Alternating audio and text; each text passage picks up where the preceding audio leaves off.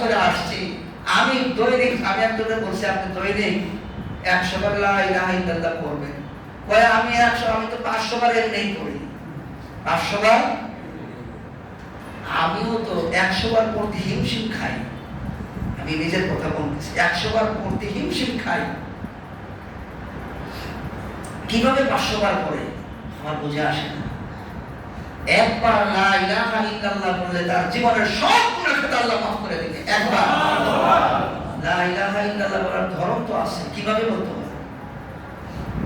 লা ইলাহা ইল্লাল্লাহ শুধু বলবো, নামাজ নাই, রোজা নাই, পর্দা নাই, হালাল নাই, হারাম নাই, লা ইলাহা ইল্লাল্লাহ বললে হয়ে যাবে? লা ইলাহা ইল্লাল্লাহ 100 বার দৈনিক যে ব্যক্তি করবে, হাসরের ময়দানে পূর্ণিমার চাঁদের মতো তার চেহারা উজ্জ্বল হয়ে উঠবে। ইয়া রাসূলুল্লাহ, যদি সে চুরি করে, জিনা করে, তারপরেও কি সে মাফ পাবে? নবীজি সাল্লাল্লাহু আলাইহি ওয়াসাল্লাম বলেন, ওই যে পড়ার মতো যদি করে রে, তাহলে অবশ্যই আল্লাহ তাকে মাফ করে দিবে। পড়ার মতো তো পড়া লাগবে। লা ইলাহা ইল্লাল্লাহ, লা ইলাহা ইল্লাল্লাহ, লা ইলাহা ইল্লাল্লাহ। লা, এটা লাম আলিফ জবর লা, কয় আলিফ টান আছে? এক আলিফ। লা, আবার পরে যখন হামজা আছে, জবরের বাম পাশে খালি আলিফ, এক আলিফ টান।